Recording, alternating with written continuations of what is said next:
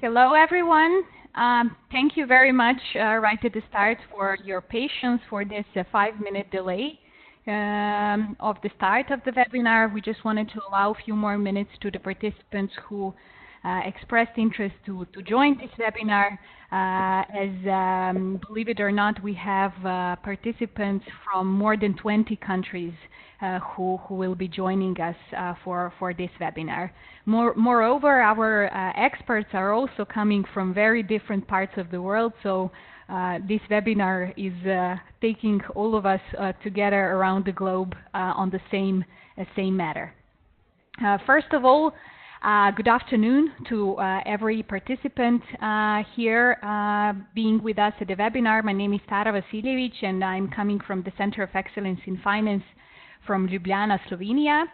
And I want to warmly welcome you to this third webinar that is organized as the part of the CEF 2019 Webinar Series. Currently, we have more than 20 participants participating at this webinar, but besides you, we will be also having 3 speakers who will be sharing their experience on the topic of citizens' budgets. First among them is Lorena Rivera del Paso, coming from the Global Initiative for Fiscal Transparency, or GIFT. Then we also have Ms. Zuki Swakota, coming from the Civil Society Coalition for Open Budgets from South Africa. And finally, we have Mr. Martin Noveski, coming from Ministry of Finance of North Macedonia, and 3 of them will be giving us short overview presentations of their efforts in the area of utilization and preparation of citizens' budgets. Now that we are at the very start of this webinar, since many of you are joining us, as I can see, for the first time, I would like to very shortly give you an introduction about who we are and what Center of Excellence in Finance is doing. So basically, CEF is leading learning organization that supports capacity development of finance officials from 12 Southeast European countries. All of our activities, or all of the trainings that we offer, are organized in these 5 thematic areas, which are public financial management, tax policy and administration, central banking, leadership for managing reforms, and finally data and analysis for designing policies. The webinar that you are participating now is being delivered as part of the learning program in the area of public financial management, and in particular of the program in the area of budget preparation and execution. However, taking into account that the dynamics of learning that online environment is nowadays offering, we have decided to complement the numerous face-to-face activities that we deliver here at the CEF with the series of online learning opportunities.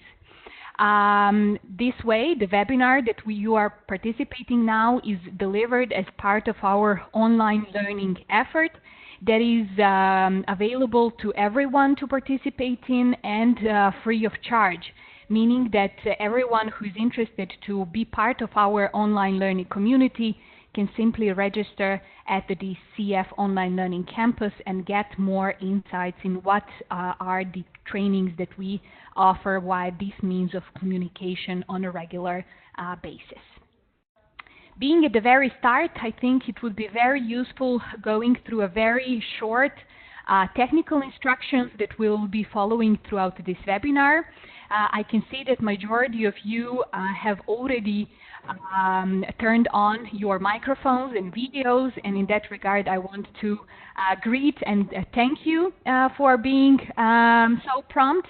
On the other hand, we kindly ask you to keep yourself muted throughout the webinar, because this is the only way to ensure that the presenters, the speakers, have the maximum quality sound offered.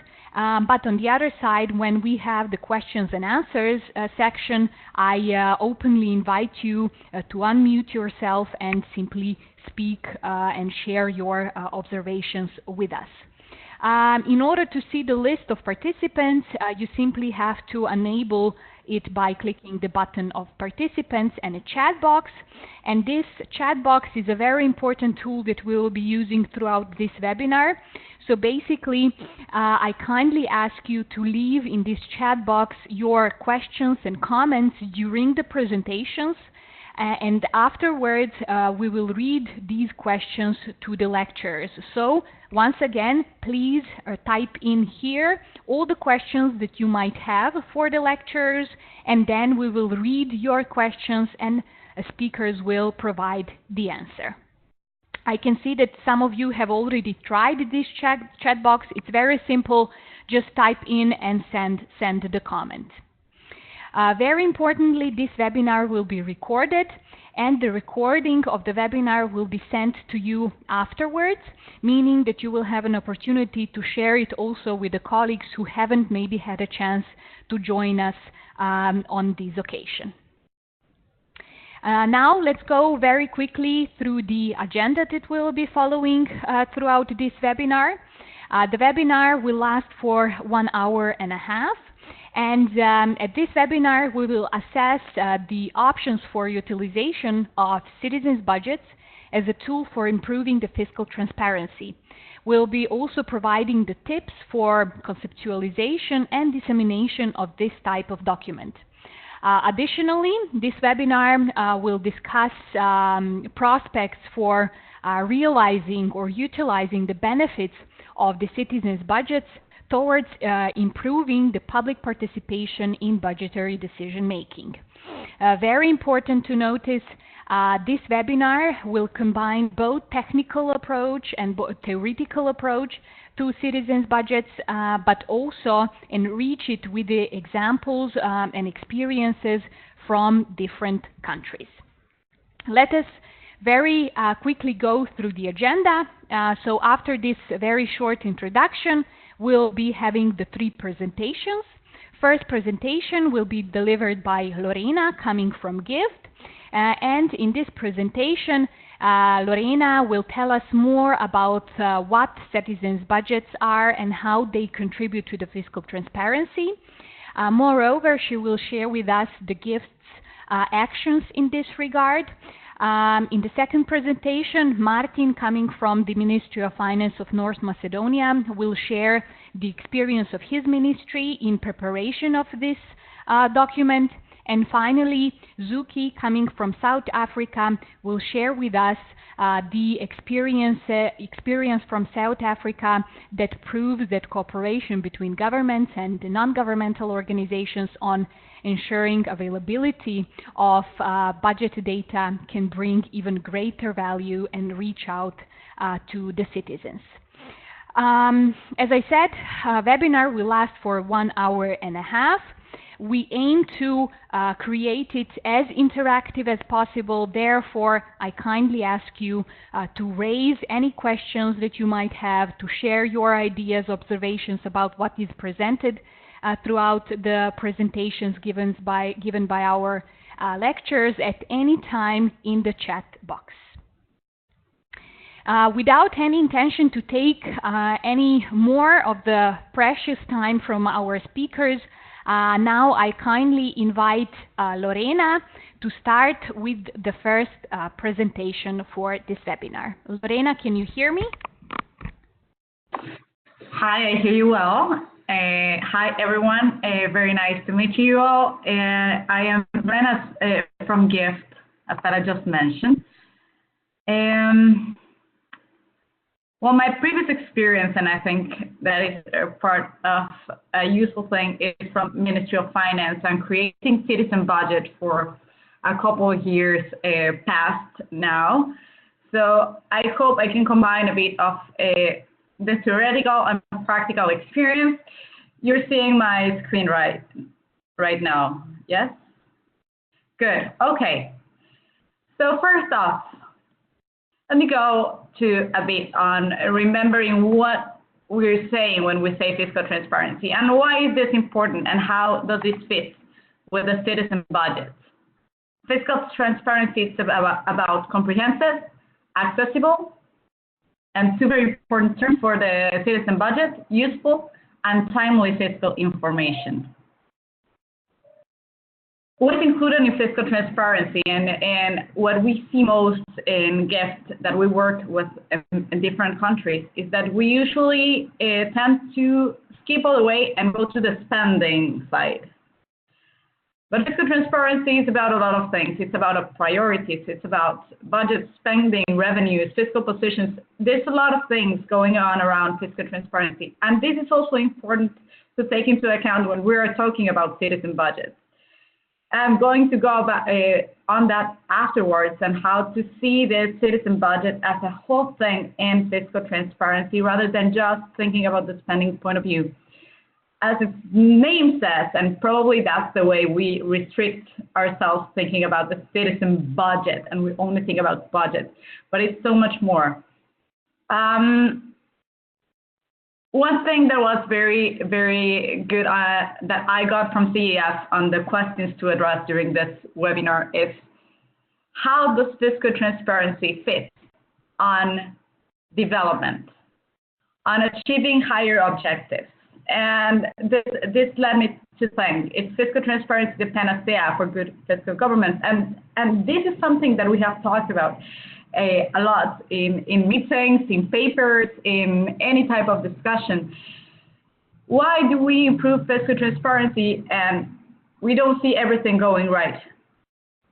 Well, from GIFT, we have performed a meta-evaluation about what are the outcomes of fiscal transparency. What have we seen in research papers and other countries' experiences?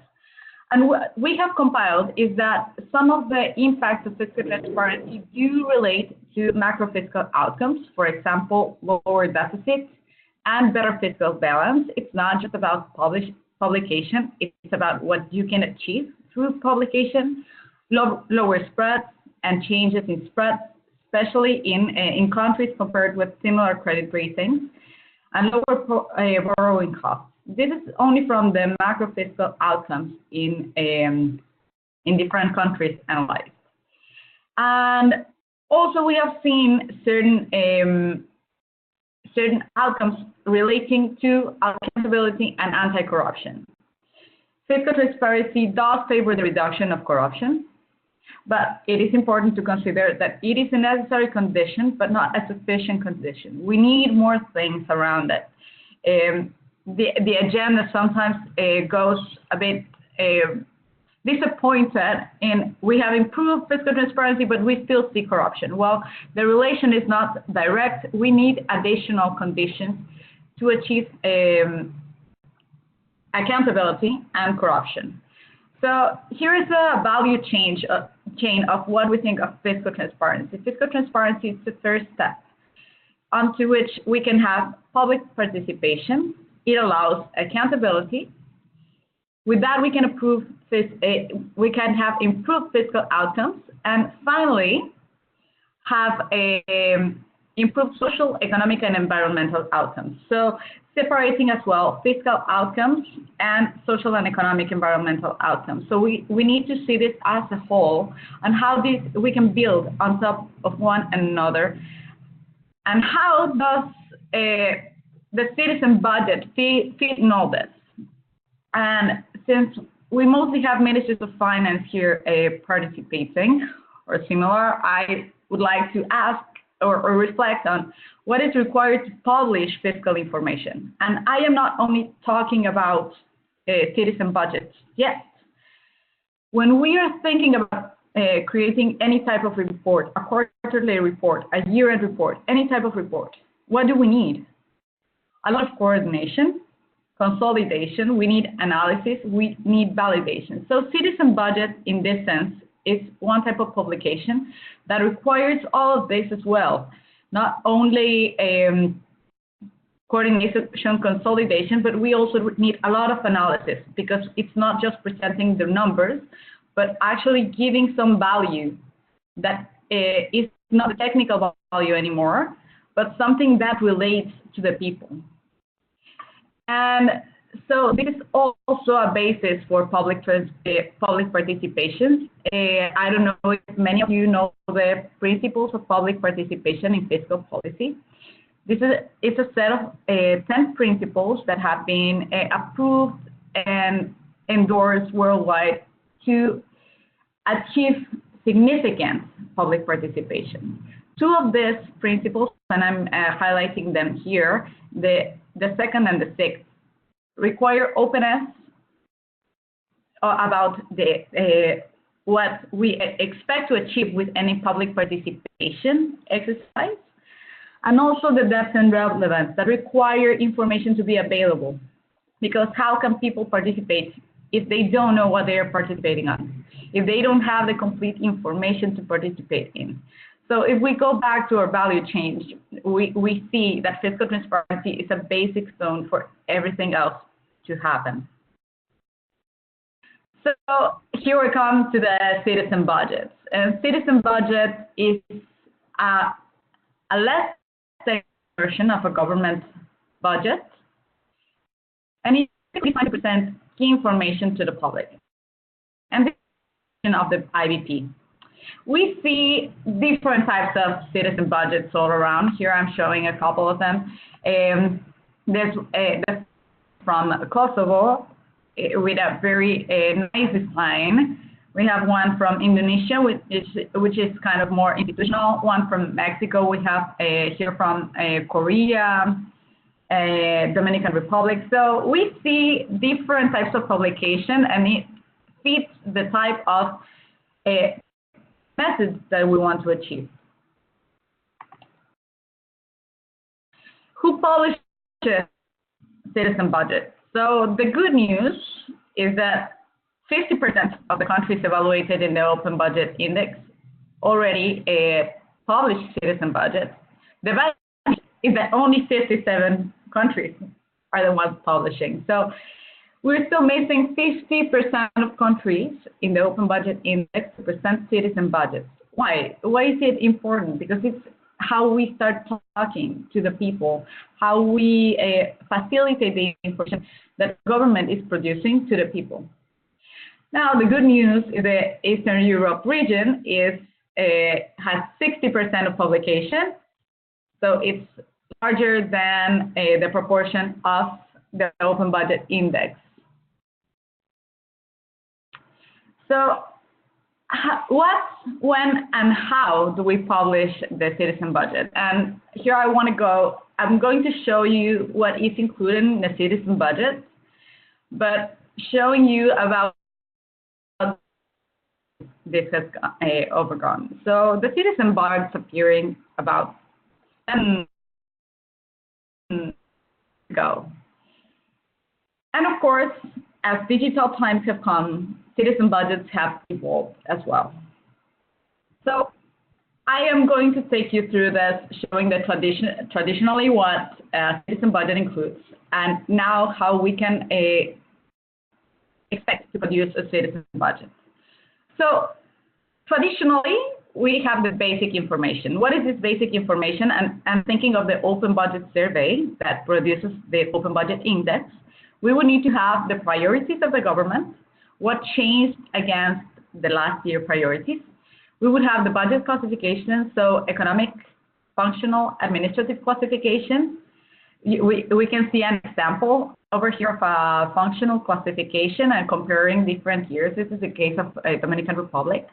Also the revenue by sources and macroeconomic estimates, how much deficit, inflation, debt, and this depends as well in country context. Some information might be more useful in certain contexts than in another one. Maybe one variable is not important to know. It's very important in Kosovo. So here we have to think about what macroeconomic estimates are relevant in each country. Additional way of seeing the citizen budget contents. See, is countries listening to the demand of information. What is important for the final user of the country? So I am showing here an example of Chile. civil society is producing sort of citizen budget kind of information. What they did was a survey of basic interests using Facebook ads. They made an alliance with Facebook, and they helped get the people. So what they found, for example, is that people tend to think they know more about budget or public finances than they actually know. So this has implications, for example, on how we talk to people, what is interesting to people. For example, in the same case in Mexico, the survey showed that people wanted more about the administrative classification, and the common understanding was that the functional classification was more relevant. What does this mean? That they wanted to have someone accountable. They wanted to find which ministry was accountable for what thing. And the functional classification in that sense didn't. But that is depending on the demand of information in each country. And so it's important to consider the basic information and then listen always to the demand of information and adapt the citizen budget. It's not a static document. Secondly, usually we talk about citizen budgets being an actionable document that people can use to participate. But with very aggregated information, it's very difficult to participate. So what we're seeing now is a link between the information. For example, here I'm presenting an example of a sectoral allocation as percentage of total government. This is a case of Tanzania, so you only do the administrative classification. And here we have the linking of information with performance data. And this is the case of the Philippines. So they are also using the sectoral classification, the administrative classification, but they are linking it with performance data. So it's not only about basic education, but what we're going to achieve. And this is part of the citizen. In Norway, it's not only including tax, but how much tax per income So it's linking different information to make it more significant. Now, is the budget and the citizen budget produced? So traditionally, we see the executive budget proposal and the approved budget, citizen budget. But many countries, and this is something we are starting to talk more and more budget credibility. So we need to think about the importance of citizen budget, not only in the executive budget proposal, but also in the stages of in-year reports, year-end reports, and sometimes significant happenings. For example, if it's a resource-rich country, if there was an impact in commodity prices, for example, and we need to adjust the budget, this is important to have a document that is informing the population. It's not only an static thing that you produce only once a year, but something that informs people. Now, how? We have seen booklets, comic strips, and sometimes many extensive texts, very explicative, but with very. What ends up happening with that is that it's for in the what, it's less actionable. What can people do with it? So it's important to consider the intended user. For example, here I'm presenting an example of how the next budget changed from 2010 with a comic strip that showed how to create it to infographics that are shared on social media. So we can see a difference of information that it's giving and the format, and thinking of who are you talking to? Because if we have this theory that parliamentarians can use the citizen budget to discuss the budget, probably a comic strip with lack of data will not be the most useful thing. And as I also mentioned, and this is also the important thing about thinking of the demand of information, people tend to think that they know more about public finances than they actually know. So speak to them not as if they didn't know, otherwise they might not use your booklet or your publication. And also about the how, and this is important that we have as well. We have moved also from the traditional static publications, the booklets here, and I am not saying in any case that we should stop doing the static publications, because they help, they can be shareable, they can be disseminated, but we are moving to live citizen budgets. They're blending with fiscal transparency portals now, and they can be powered with data, including open data. So you can have them open, and people can download the open data from citizen budgets and produce something else. So we are seeing a blend of citizen budgets with other technologies that we didn't have in 2010 or 11, when the Open Budget Survey started to include the citizen budget as part of the survey. So what can be achieved with citizen budgets? What we can expect is to change from conjectures to facts being used. We can expect, this is an example of fact-checking platforms, and this is one is from Kosovo. We can expect to move from communicating to the few to the many, instead of disseminating the print booklets to a few people. We can achieve more with a type of new dissemination, thinking about how to do the citizen budget now. And we can change from informing to action. And this is examples of how civil society to do something else, to work with government. Some takeaways, and it's important to always consider the intended user. Consider the basic information relevant the country context, and because priorities or things that are important for the inside of the country might be changing. And finally, digitalization is a great opportunity for further dissemination. And we need to consider what tools are more widely used by general public to reach. For example, as I showed you an example before about the Facebook use of infographics for citizen budgets, and complement with traditional tools to reach vulnerable population.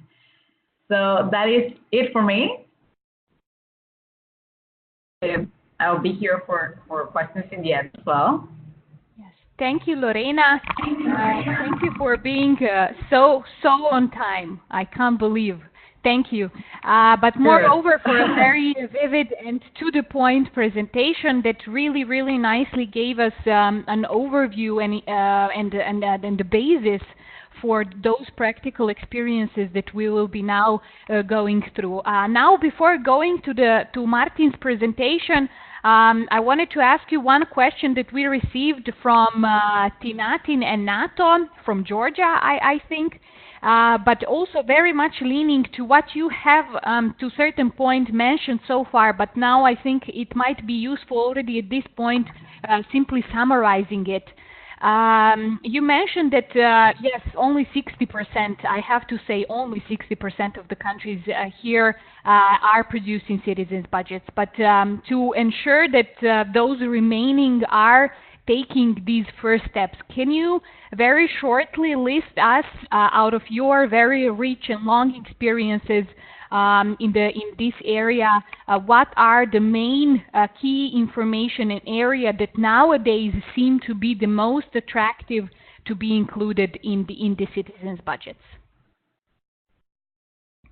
So government priorities, any changes in legislation. For example, what is actually changing in the budget or in the revenue? For example, in taxes from year to year. That is for the executive budget proposal, and important risks that can have impact on the daily life.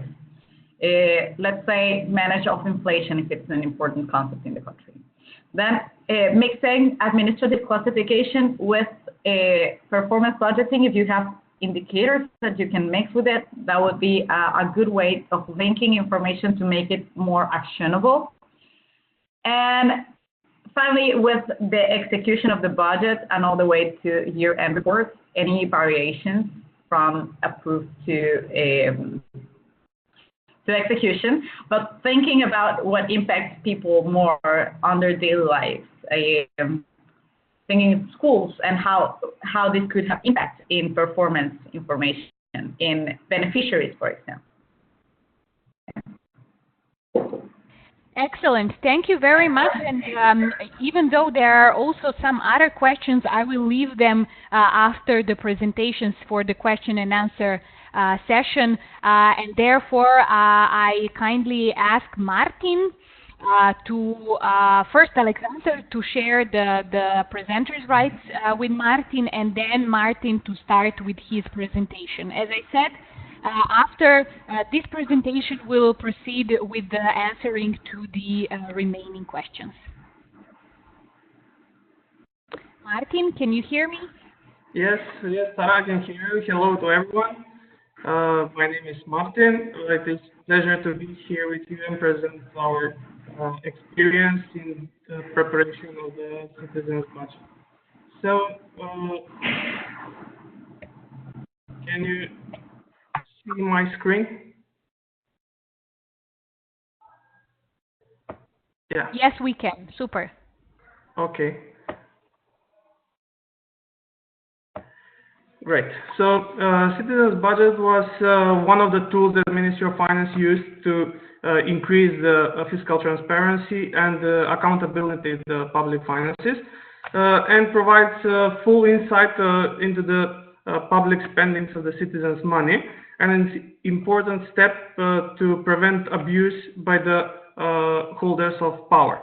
So after more than a decade, in 2017, we firstly published the citizens' budget, but it was more of like data visualization in a PDF document.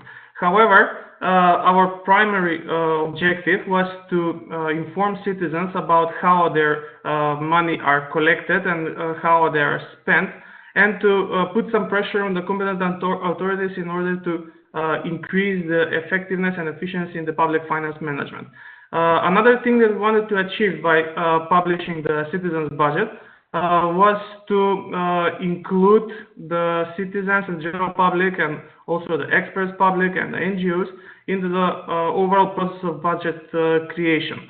So it was our way to create an inclusive budget process. We hoped that this would improve the budget planning process in overall, as well as the execution of the budget monitoring and reporting. So, as I said, firstly, we published the citizens' budget in 2017 for the rebalance of the budget with the new government coming to power. And first thing that we did was some research to see what are the good practices in the area, to see how other countries do it. We started by researching the neighboring countries and then the more advanced countries in the world. So we find out that there are different methods and techniques available actually at our disposal, and that we need to make several important decisions. First of all, as Lorena said, we need to make a decision whether that would be simple data visualization, or that would be an interactive chart, or whether it would be printed on paper or published electronically. So it more or less depended on the target group that we had.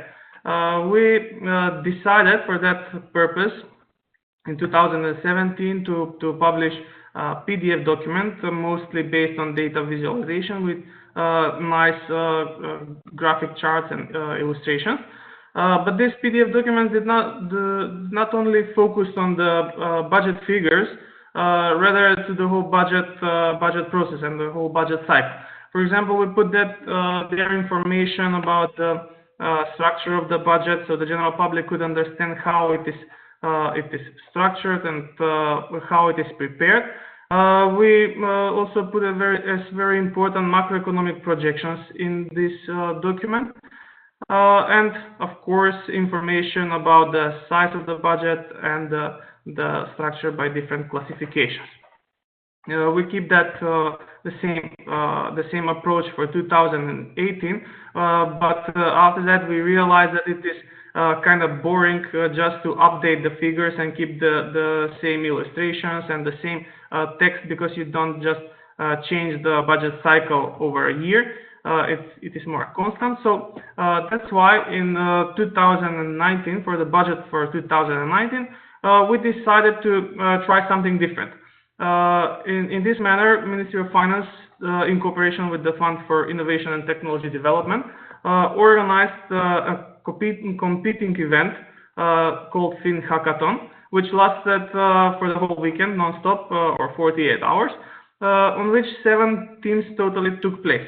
So those were groups of people consisted of programmers, developers, designers, economists, competing to produce actually the best the best solution for a web application for citizen budget, but also to create educative videos and multimedia quiz game.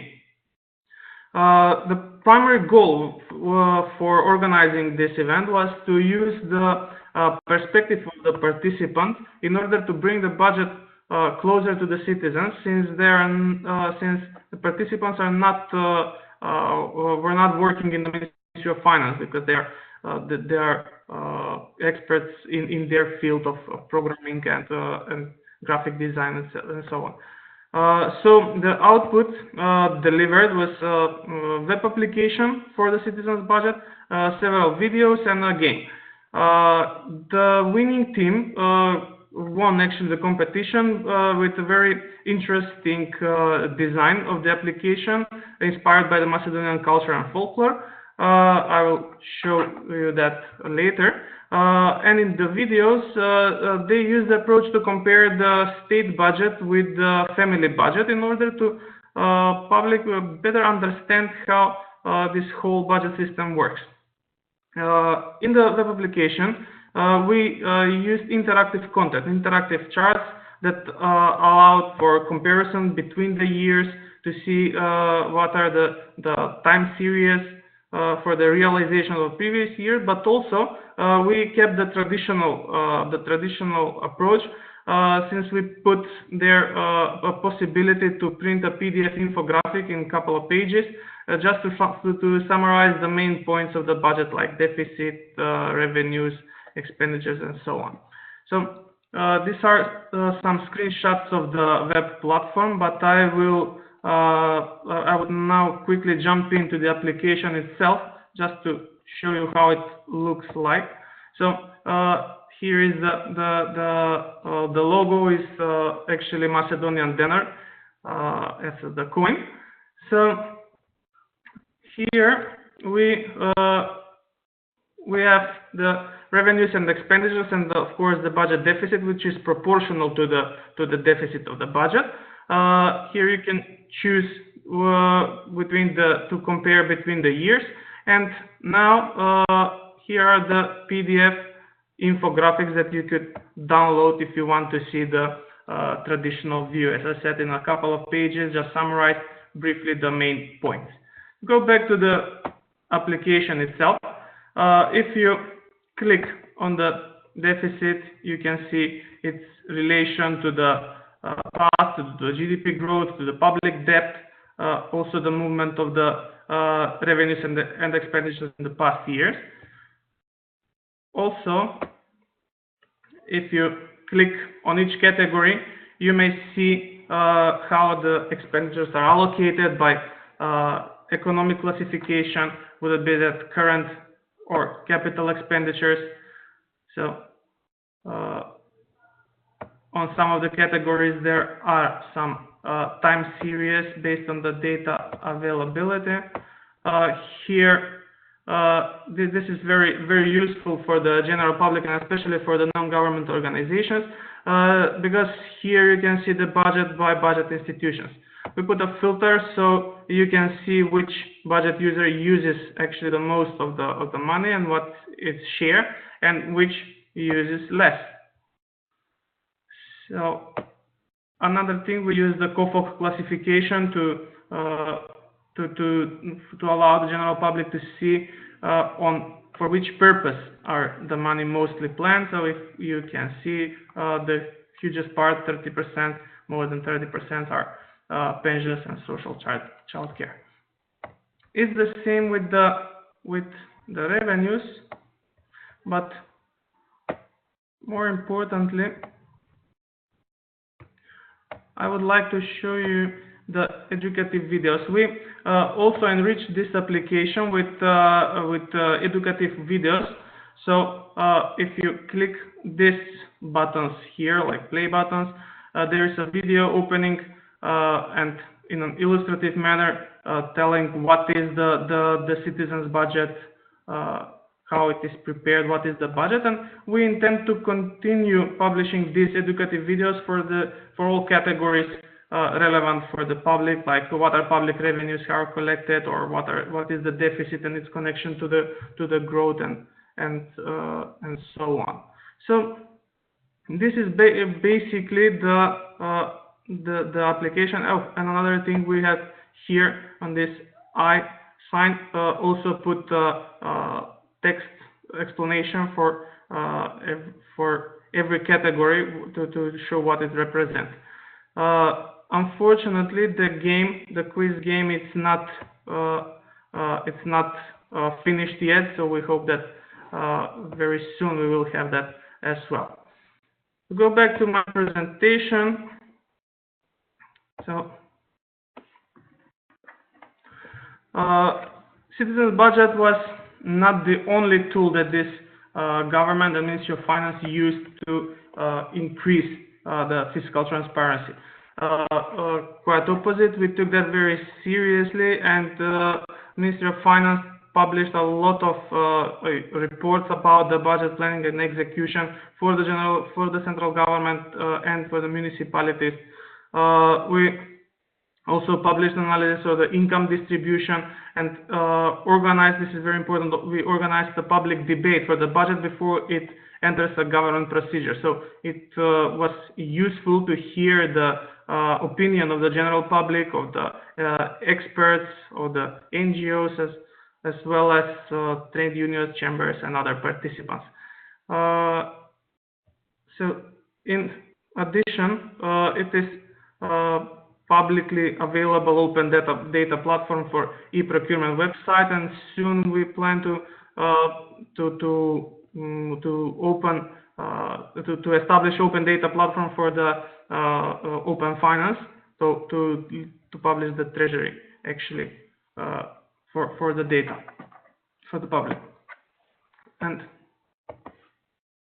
okay, for the next steps, we intend to continue this positive practice of improve fiscal transparency and to create inclusive policy creation process. In that manner, we will for sure continue updating the data on the web application with data for all phases of the budget cycle. For example, before it enters into the government procedure and after government procedure to the parliament, so the citizens could see actually the dynamics or the changes between each phase. Another thing, as I said, we plan to develop more educative videos, since we think that they're very important for the public to understand how Ministry of Finance works and how this whole system is organized. But also we are open to make further improvements and adjustments according to the needs of the public and of the citizens for information. So that would be it from me, and I will leave the floor for some questions if you have. Thank you. Thank you, Martin. It was very, very lovely seeing the effort that your ministry, or let's say the government, has put into engaging, let's say the companies and youngsters in the process of creation of this, let's say, novelty also for the Ministry of Finance. The question we have received was mainly concerning about the technical side of it. Can you share with us maybe a few details about who is now maintaining this platform? Is it in the hands of the Ministry of Finance, or it remains with the IT company that it has developed? Moreover, some of the participants were interested to hear the first steps that you took in organization of the hackathon, and whether the demand for creating it in this manner came actually from the citizens, or this was the idea that the Ministry of Finance, let's say, launched on its own. Thank you for the questions. As for the idea of organizing the Fin Hackathon, it was the idea of the new cabinet, probably based on the other countries' experiences, not only in the area of public finances, but also in the other areas. So it was our idea to bring here the public to create something for themselves. So we practically use the perspective how they see it, how students, how experts public, how are people from different areas see budget and how they will illustrate it. So they did it very, very good actually. They had constant cooperation with us, with people from different departments in the ministry. So we offered them as much as possible information to better understand the whole system and therefore to better visualize it.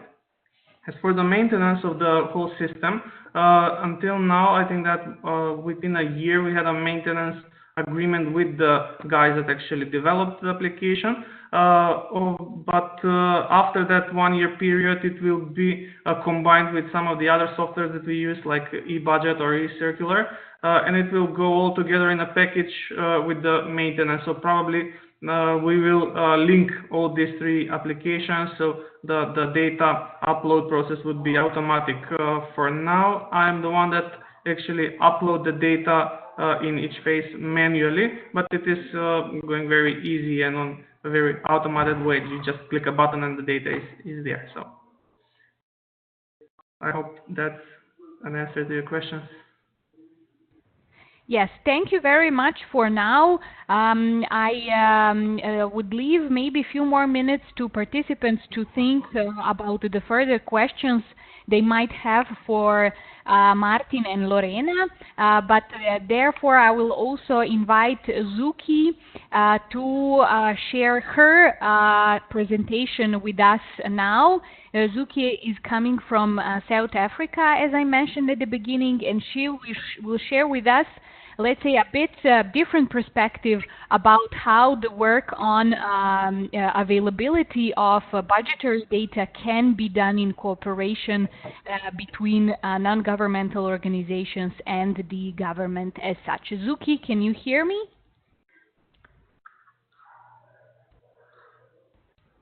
Oh, can you hear me? Yes, we can. Okay, great. So just sorry, yeah, I've had some pretty bad challenges with I had to restart my computer. So I'll try and share, but I'll start going with my presentation, even if it's not sharing, just because it's booting up quite slowly. I think I just seem to have picked up an issue with my laptop just in time for our webinar, which is a pity. So I'll try and share my screen, but if it doesn't work, I'll continue. Okay. Thanks. Yeah, thank you for the opportunity. I think I'll just get going and try and time myself as well. But perhaps, Tara, I'm feeling a little bit all over the show just because of the technical difficulties and having missed the rest or the beginning. So if you could just signal to me or write to me when I have about 4 minutes, 5 minutes left, just because I think I'd really like for us to have a discussion and not take too much time. So I'll try and share my screen, which at this point has popped up everything under the sun, but perhaps, you know what, let's not tempt fate. I will speak to my presentation and then share it afterwards. Perhaps that's easiest. So yeah, I know that makes it difficult for people visually not seeing anything in front of them. Zuki, sorry for jumping in. Can you hear me? Sure, I can. Yeah, maybe we just take 5 seconds more and you email me your presentation on the regular email if this is doable, and then I will share my screen. This is what we usually do in situations like this. Apologies to the participants for this occurrence. As I said, we are here from very different parts of the world. Sometimes the internet is working in our favor, sometimes not. Unfortunately, this is one of the situations. But I think very important is that Zuki is now with us present, and her screen is working. Sharing the screen is working now, so we can see everything perfectly. It just okay. So time. Rebooted everything. But just let me know if you're seeing a people budget as is that what you're seeing right now? Yes, everything is there. You can start. Wonderful, wonderful. Okay, so I think I'll try and catch up a bit.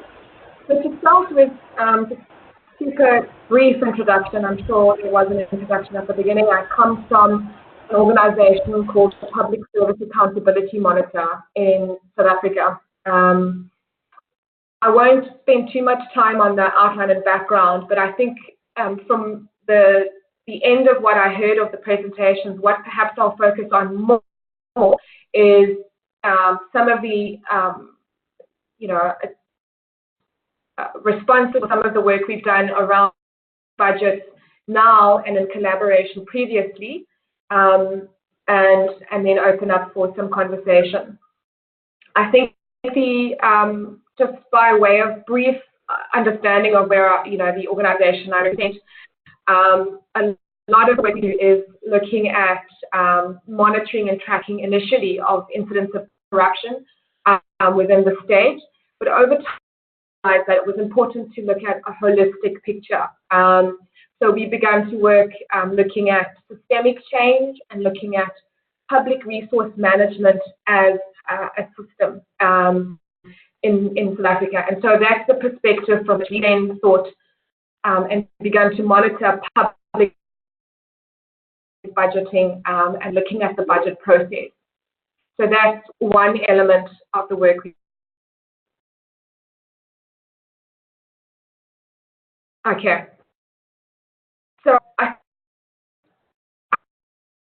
to make too many people know about, but I'll touch on the main kind of frameworks that support budget transparency, public constitution, and in our a huge aspect, a fundamental aspect of constitutional reform and budget work is about healing the divisions of the past and righting societal inequality. And so for us, that's why budget work is particularly important, because it's one real tool to change social justice and human rights discourse and the entry.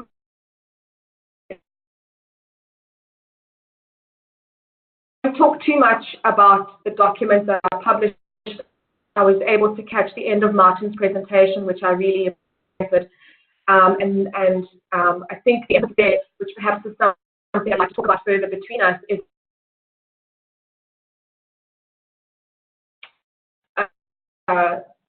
his at interrogating or opening up the documents or phases of the budget, the budget to people.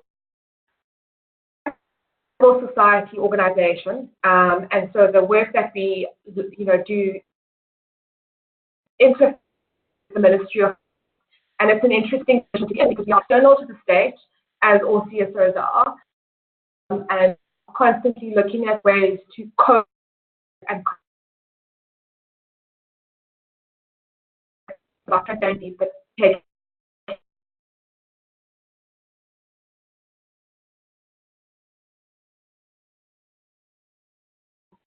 the vision of Martin's presentation as well, there is a People's Guide at the beginning of the year that is already a standard publication that the South African National Treasury produces. And this highlights, in a very simplified form, key aspects of budget and looking specifically at areas that we understand or that the Treasury understands citizens to want to have a focus on.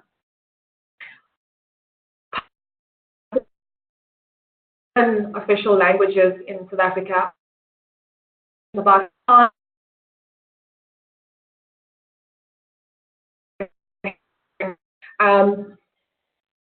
though it is an important document and important tool in order to simplify budget in a country where literacy is quite low and where general literacy is relatively low. This is an important document. But one of the things that within civil society we have interrogated is that if we want to, if the People's Guide, for example, seeks to provide information to citizens who may not have, who might not be budget literate to the same extent, provide information that responds to the questions of the people, then we found at times the People's Guide is a simplification of existing information, but not a provision of information that most responds to the questions that people raise. So as you can imagine, a lot of those are about the social spend and performance in that sense. So there are questions that we but the next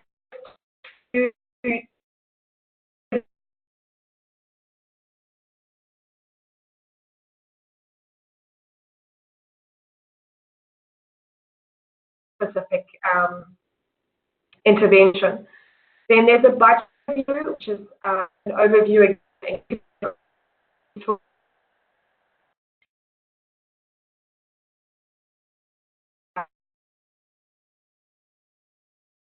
tabled regularly and tabled openly and tabled in Parliament, but also very technical and very difficult to interrogate for non-economists and non-specialists in public finance with revenue bills. And so the same story is true of the documents you listed now, the medium-term budget policy statement, the Division of Revenue Amendment Bill, which then happens in October.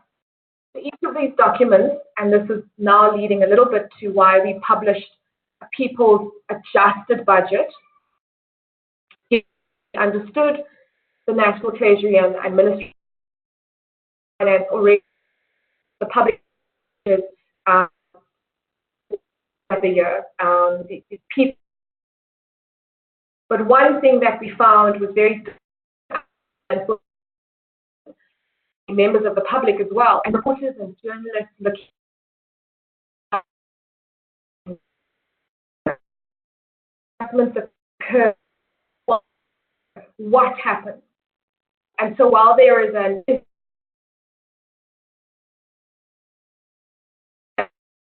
of the year, or certainly tables at that point, by the time several happen in year, there is a lot of the narrative and explanation that are in the public domain. And so we felt this might be begin to interrogate prioritization and changes of budgets within the year. And again, in relation to the overall, what we understand as civic act, the most social priority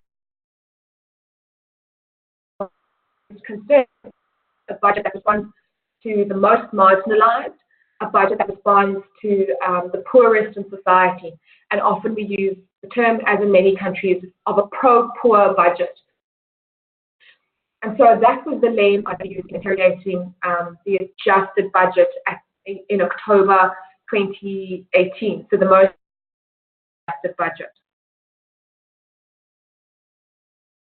So I'm hoping this is still showing the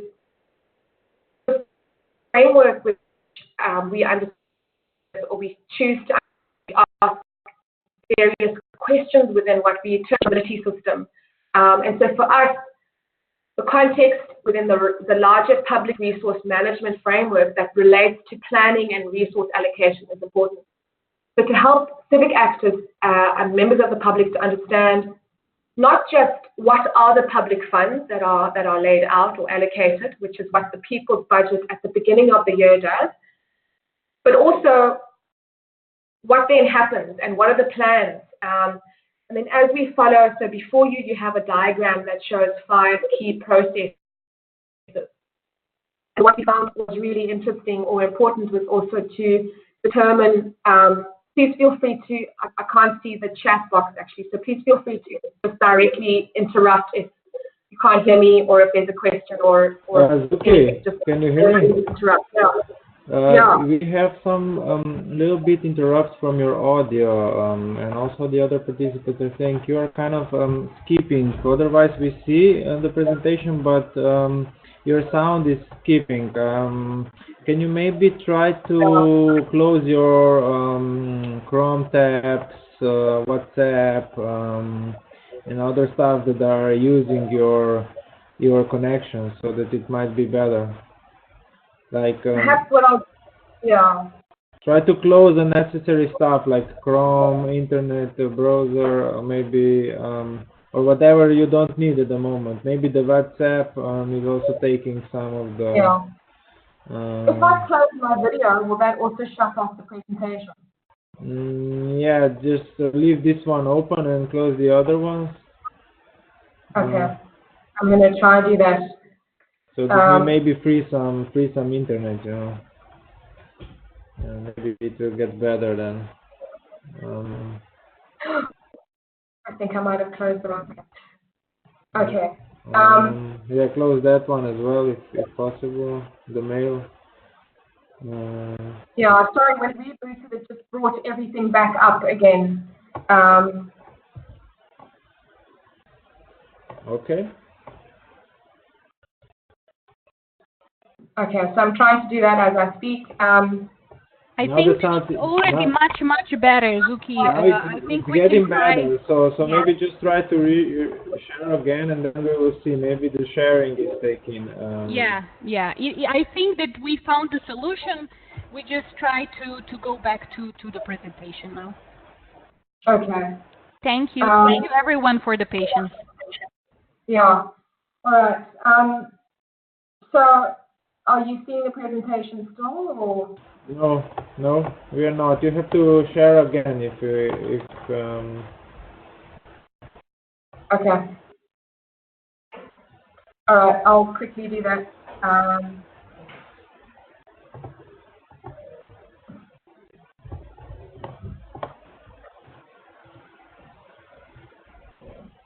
Okay. Just in 2 seconds. So you are hearing me clearly now? Yes. All right. We hear you, yeah.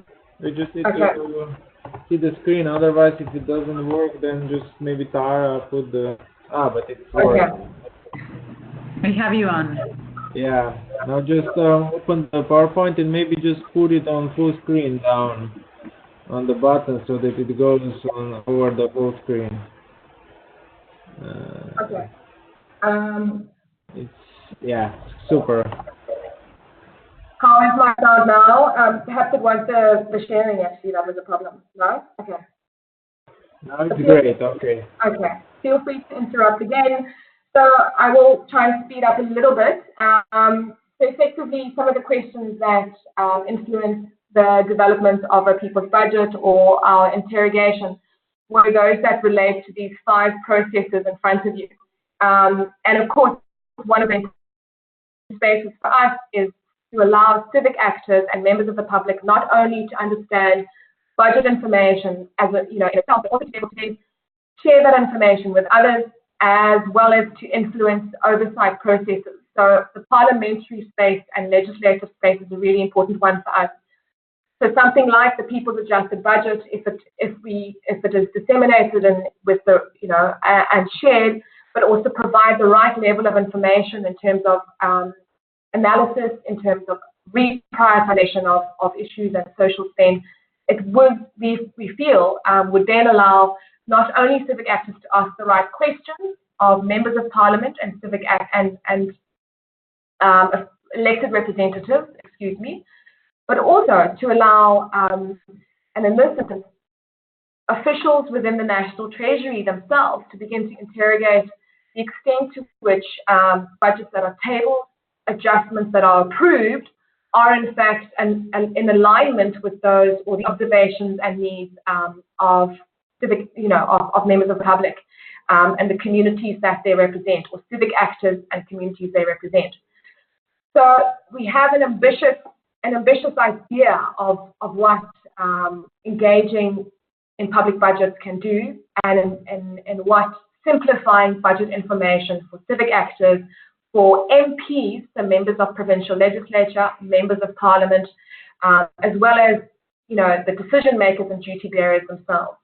So in many respects, it's a very it is an ambitious tool or has ambitious objectives, and I'll explain shortly why it is for us. I won't speak about this element, so I'd hope to speak a little bit about budget transparency in South Africa, but perhaps the quickest and the most pertinent thing to touch on is that between 2005 and 2006, rather, my apologies, and 2017, South Africa's openness or transparency in terms of budget documents tabled and budget transparency has been very good. I'm suddenly getting a fright that this, yes. So South Africa is the third country, so it's Slovenia, Somalia, and South Africa. And you'll note that of the documents that are noted or illustrated, all of those have been available since 2006 within the public domain or published to some degree. And that's between 86 and 89 in terms of the Open Budget Index. South Africa has continued to do relatively well. So what's the problem? So why are we publishing people's budgets, and what is the relevance? I'll be quick on that. And the issue is quite pertinent, and part of it is actually answered by our colleagues at GIFT. In fact, the analysis or the visual I shared just now, I think, in fact, was a GIFT analysis. In short, we noted oftentimes that transparency in South Africa is very high, but on the other hand, that participation is very low. Public participation in terms of opportunities for people like myself and other members of the public and other civic actors to participate in the process, budget process, is very low, 24 out of 100. And so for us, this is a fundamental problem, not only in terms of helping people to understand the budgeting process, but also influence what they feel are fundamental needs. So the people-adjusted budget, which we then developed, was a fundamental response or an attempt to respond to this problem in a country with a highly diverse linguistic background, with a highly diverse literacy level, and also a highly diverse level or a limited level of participation in Parliament and within the budget process. So I think I'm pretty sure that other colleagues have already spoken about, before me, Lorena and Martin have spoken about the importance of open budgets. But in the context of South Africa, a fundamental element is the issue of equality and addressing issues of inequality in relation to service delivery. And the Public Finance Management Act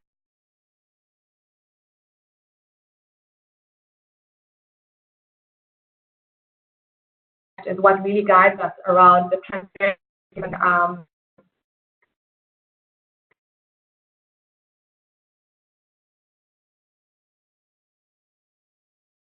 there are two elements that I would like to share. The one is the online budget day. And what for me is used about the portal that is directly by the coalition has worked alongside the South African National Treasury to develop this online budget data portal. One much similarity there, perhaps I might not have a chance to demonstrate what I do want to say is that it is a budget portal and is really directly about opening up data, opening up information, and have many educational resources and yeah.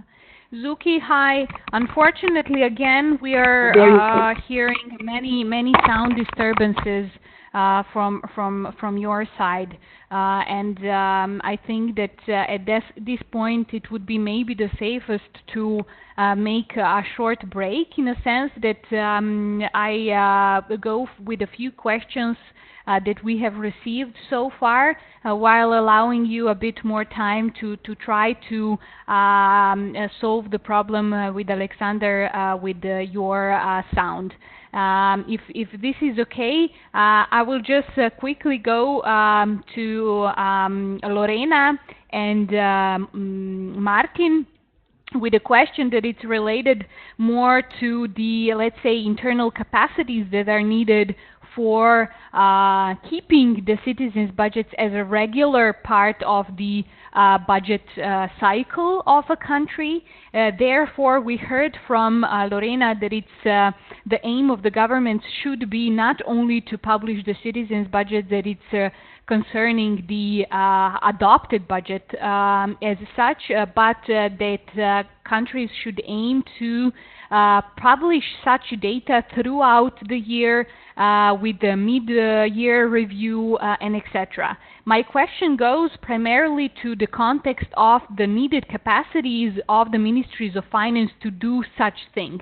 Maybe Martin can share us from his perspective currently what are the capacities of the Ministry of Finance, where he is in this area, how many people are working on this, is there any plan of increasing or expanding the group of people working in this area, and maybe Lorena, from her previous experience from the Mexican Ministry of Finance, as we heard, you can share with us this process of, let's say, development of the internal needed capacities that would support this either frequency of publishing the data, but also the type of the publications, be it that they are printed booklets, but also online portals. I hope I was clear with my question, but if needed, I will repeat. Maybe Martin, can we hear from you now? Yes, thank you, Tara. Do you hear me? Yes. Yeah. Okay, as for the internal capacities, I agree with you that it's essential to have enough people working on this, just to keep the data publishing on a regular basis during the year. However, in our ministry, there is no some person working specially on this on the citizens' budget. Basically, that's me, some of my colleagues with the support of the IT department and the cabinet here. So we just take care of the maintenance of the application in some general way, and we do take care of publishing the data. I already told that we intend to publish data for the budget in each phase of the budget cycle, but however, it starts the first version of the draft budget we would have maybe in October, let's say. So we have like few months to publish, to constantly update the data until it is finally adopted. As for the data on the realization during the year, we have other ways to inform the general public about the execution of the budget. Those are monthly, quarterly, and semi-annual reports that are published by the Treasury Department, and they are quite useful. Another thing, the Open Finance Data Platform that will be soon established will provide in real time information about the execution on each line item separately. So that means that people can actually see each invoice paid by each institution, each minister, each director, which is huge step forward to increase transparency. I also will come back to a question that I saw earlier about the quiz. I saw that there are questions about the web platform and the game. The idea was to have this quiz game for the youngest people, for the students, for pupils, to check their knowledge in public finances. So the idea is through this game to see how much they know about the public finance management, how much they know about the Macedonian budget. I hope this was a good answer. Thank you so much, Martin. Lorena, can we maybe hear from your experience this perspective of the, let's say, coin that Martin mentioned, the coin of citizens' budgets? Yeah, great. Thank you. Yeah, what we usually see in different governments is that teams that are in charge of this fiscal transparency initiatives tend not to be so big. So it is important to optimize in certain sense. Thinking of what things can be standardized in developing a fiscal transparency, a fiscal transparency portal and a citizen budget. So I'm very glad that Martin mentioned the open data in this sense, and that can be a very important way of optimizing how we present the data. Because once we start doing this type of easier publication, we can also use it ourselves as governments to publish data in a timely manner. What I mean with that, when we publish a citizen budget, maybe 3 months after approval, what's the timeliness of this? And timeliness, it's important for any presentation to be relevant, to be actionable. So in this sense, for example, open data does present an opportunity for sustainability because we would need a smaller team. It requires more time investment in the beginning, but then it's easier to update, and then sustainability is better, especially when we're thinking of small teams. And think of what can be a standard data that you're going to have, and then have let's say, queries to the data that are static, are the same all the time. You only use the data sets and get numbers so that it's easier to create. One important thing to have in a team that's creating a citizen budget or a fiscal transparency portal, and it's usually something that ministries of finance don't think about, is design and communication strategies. Usually those are two things that governments tend to miss or understand that. So having good design so that it can be relevant and attractive for the people, and communication strategies. If we have a great product, but no one knows about it, then what's the point? So think if in the team managing the citizen budget, having those kind of abilities as well, that's something that we have seen that works very, very good as well. For the open data thing, as part of the Global Initiative for Fiscal Transparency, we have the Open Fiscal Data Package. If anyone here in the webinar is interested in this, it's a standard publication of spending data. What helps is that it standardizes the way different governments are publishing traditional economic, functional, administrative classification that allows us to have a standardized publication and know what one country is publishing and how it can compare to another one. This tool gives visualizations that can be useful for anyone here. It gives you tree maps, bubble graphs that you can play with the different classifications. And it also provides an API. An API lets you query the data and create, for example, doing a citizen budget as beautiful as the one they have in Macedonia, you can pull the data from the API. So you can finally have a visualization that it's updated as soon as your data is updated behind. So this is good for sustainability. I'm going to write on the chat if anyone is interested here. We have a help desk. We just launched a help desk for setting up spending open data, and just write to us and we can guide you through the publication. It is, of course, free of charge. It's open data, it's open code, it's open everything.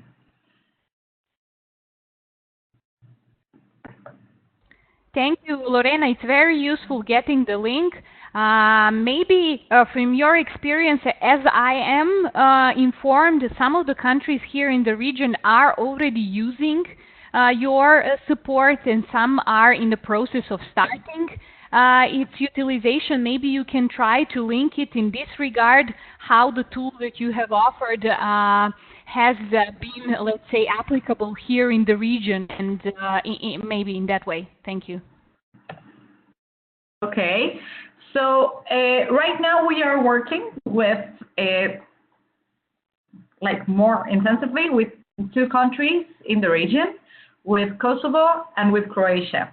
With Croatia, we're about to publish, we have been piloting and uploading the data. And what we are doing is that the data from their system, their spending system, is going to create a file that our tool just links to. It harvests the data and it will keep it updated. So this will be the first for Croatia to have a fiscal transparency portal and powering it.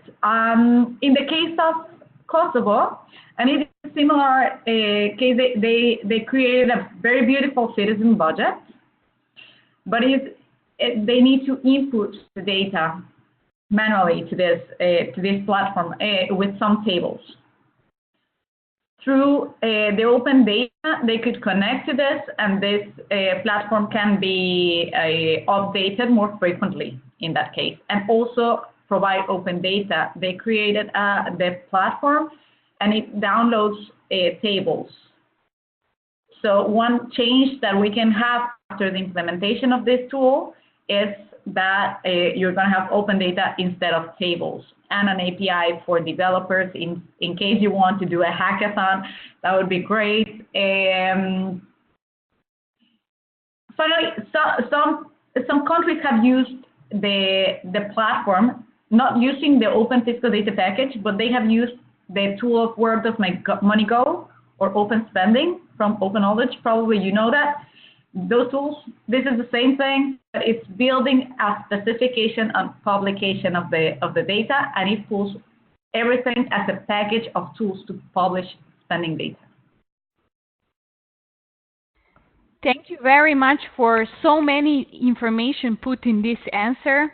However, I'm very aware that the webinars as such are very short time to cover such a complex topics that we are covering now. Therefore, if Lorena, you agree, I will also, once sharing the final email with participants, also share your email contact, so that they can reach you out for any further advice needed in this regard, having in mind that GIFT is providing the technical assistance to countries all over the world on the matters of fiscal transparency. Therefore, I'm pretty sure that the interests can be very nicely combined. Maybe another aspect that we haven't mentioned so far, and that was raised through one of the questions here, was the citizens' budgets on the different levels of the government. Currently, we have been mainly focusing, let's say, on the central or federal level of the government, but what about the local governments? Can we maybe link this aspect to the prospects or better prospects for public participation on the local government? Lorena, any of your observations? Martin, Zuki as well, if you can hear us, we will be very grateful to hear any feedback on or opinion from your side on this matter.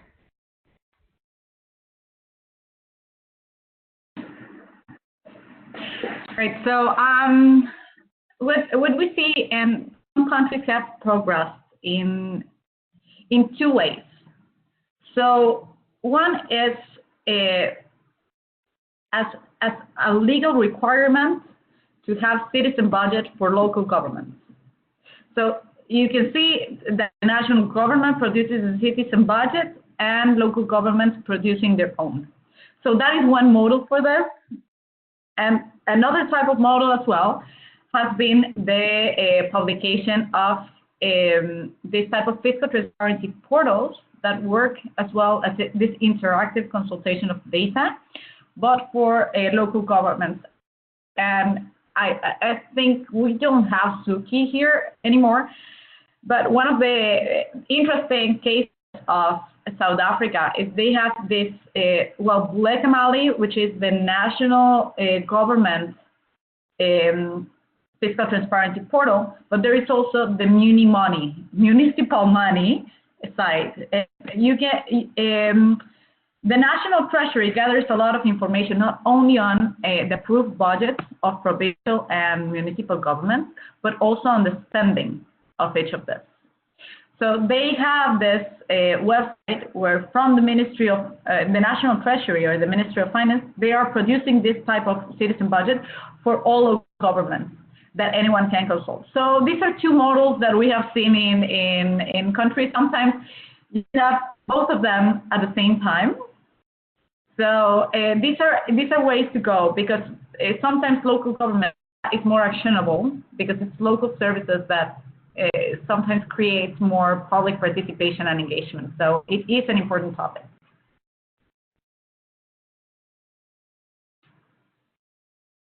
Martin, any observations from your side? Are there any plans, let's say currently at the Ministry of Finance, on working with the local governments to stimulate them, let's say, towards introducing citizens' budgets on their level of the government? Yeah, publishing a citizens' budget for the municipalities is for sure a challenge. Challenge firstly because of the internal capacities. I will go back to the capacity. So in Macedonia, municipalities do not publish citizens' budget. It's only on the for the central level. However, it is good to think in that direction and to expand this web platform on a local level, and maybe link all the data. Which model will we use or we should use? We will have to further research that, but I think it is good direction to go in the future.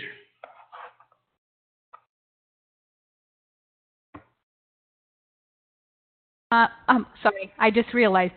Thank you very much. Maybe it would be also useful to expand our audience a little bit. Tinatin and Nato from Georgia are interested to speak with us about their experience on the development of citizens' budgets. So can you hear us, Nato and Tinatin? Yes, can you hear us? Yes, perfectly. Yeah, just we don't see your camera anymore. I know you had it on before. Okay. Okay. Good morning, everyone. I am Tinatin, and she is my colleague Nato. We represent the Ministry of Finance of Georgia, the Budget Policy Division. Thank you very much for your presentations. It was very informative, and it will help us also. I want to share several sentences of our experiences. We are preparing the citizens' budget several years, of course, and we have printed also in this way. We have in Georgian and in English. Also, we are putting these guides on electronic versions, also in English and in Georgian languages. We are preparing our guides not only in the law of the budget, also we are preparing on the submissions of the budgets. Also, we have a short review of this guide. It's only macro information, revenues and expenses. It is a short version of this. We have also it in Georgian and in English as well. And we have some news. The last year we have prepared a short guide about the execution, quarterly execution report, and we did also in our basic data and direction documents as well. It was a short for the people to understand the main point of these aspects and priorities also. Now we had also one news. We create our electronic mail, and everyone who has some recommendations or some kind of questions, they can write us in this mail, and we are responsive them as soon as it is possible. It is our new tool for this 2019 Citizens Guide. Also, we are in the processing. We are creating the electronic portal. According to this portal, every citizen can chance to plan the budget and have chance to have their opinions and plan the budget according to their priorities. Also, and we think that we can start this process about the planning 2020 state budget planning. And just for the informative side, I want to mention that in OBS index we got 82 points, and we are in the 5th place in the world, and it was great success for us because it proves our successfully implemented reforms, PFM reforms as well. And thank you.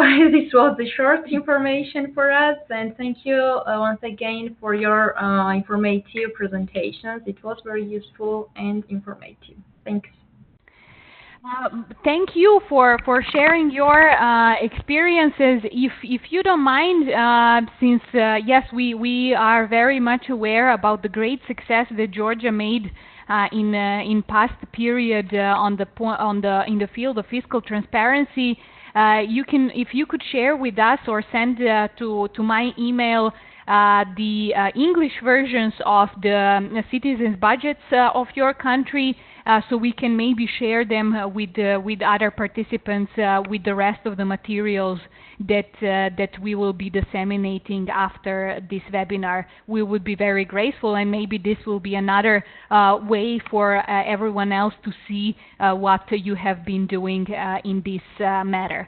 Maybe just one last wrap-up question or invitation for Lorena to share with us the approach that the approach that GIFT has been taking over the past year by initiating Open Data Rally and by inviting the rest of the participants in their institutions and countries to join this initiative.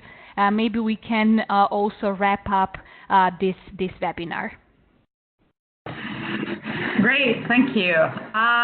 Yes, so I didn't have this as part of my presentation since we were focusing on citizen budget, but what I did have as part of my presentation, and I'm glad the conversation is going on that sense, is how citizen budgets are merging with fiscal transparency portals. So it's not isolated initiatives anymore. But then something that we know, you can publish a lot. And something that we see is Fiscal Transparency portals not even having Google Analytics and tracking use. And what happens if we publish a lot, but then this information is not used? So what we say, and our motto in GIFT, is that information, when it is not used, it is not useful. So in this sense, for Open Data Day, we invited our stewards to host two types of events: the Data on the Streets Rally and the Better Budget Data Quest. The Data on the Streets Rally is using the information of investment management, for example, infrastructure projects, and this with the spending data of this project, of course, geolocation. So we invite people to go out to the streets and see that open data is not just a number on the screen, but rather something that is being built by governments. So people start using the open data in a different sense. They see the data sets, they see the maps that governments publish, go out to the streets, take photos, make videos, interview beneficiaries, upload this on social networks, and engage their community. So this is kind of having monitors of investment projects, of spending, and engaging the community. So this is type of public participation in the monitoring phase of the budget. And the second one is the Better Budget Data Quest. This is more for more specialized people, for data lovers, storytellers. And what this is about is inviting people to use the data sets of spending and to mixing it with other context data, let's say demographic, performance. What can you imagine? We have seen with other types of global indicators, and create stories of what the data is saying. They have made, this was last March 2nd, and they created some recommendations for ministries of finance on how to improve allocations, how to improve programs, noticing, for example, problems in distribution, geographic distribution, or unequal distribution of certain program allocations. So this is using data to improve public policies and help from civil society and governments and coordinate to improve budget performance. So if you're interested as well, you can see what happened following the hashtags on Twitter. That's data, hashtag data on the streets and hashtag better budget. Excellent. Thank you very much for sharing as a final step this very inspiring part where the citizens' budgets and many other tools that are being there are actually used to make the change to the citizens. Therefore, I would like to kindly thank to Lorena, Martin, Zuki, but also to all of the participants primarily for joining us at this webinar, but also for having a lot of patience with the technical difficulties that we have faced through the webinar. I truly hope that the webinar has gave you sufficient, let's say, the overview about the initiatives that exist around the world in the context of citizens' budget preparation and budget data availability. All the contacts of our presenters as well as their materials will be shared with you after this webinar, and yeah, this will be another way of you to get more into the context and topic that we have been covering here. Moreover, we will be sharing with you the recording of the webinar as well as the evaluation form, which I kindly ask you to fill in once you receive an email from us. It will give us a very important feedback from your side, not only about the impressions from this webinar, but also as a way of suggesting the future topics that you would like to hear, and maybe through the next webinars that we'll be organizing here at the CEF. Speaking about upcoming events, our learning program for 2019 is published on our website. Therefore, I kindly invite you to go through it, to visit our events page, where you will find all the details related to the upcoming events. Very important to emphasize, all the online learning opportunities that we offer are free of charge. Meaning that you will be very easily able to access the trainings that we offer online if you don't have a chance to visit us here in Ljubljana. Besides this, I invite you very warmly to join us also in the Line Ministries portal, which basically includes all the officials from Southeast Europe working in one or another way in the area of public financial management. This portal will offer you the latest developments and latest information in the area of public financial management, the learning opportunities not only in the CEF but in the region, give you a very inspiring stories and good practices that exist around the world in the area, and that could help you further improve processes and procedures in your own institution. Finally, having in mind that the time limitations that we have set for this webinar, I would like to thank you once again for your patience and interest to be part of this webinar.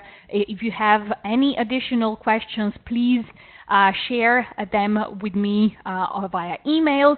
We will be available to you at any time. I wish you a lovely rest of the day and even better fiscal transparency for your country's incoming period. Have a nice day, and I'm sending you many greetings from Ljubljana. See you soon for the next webinar.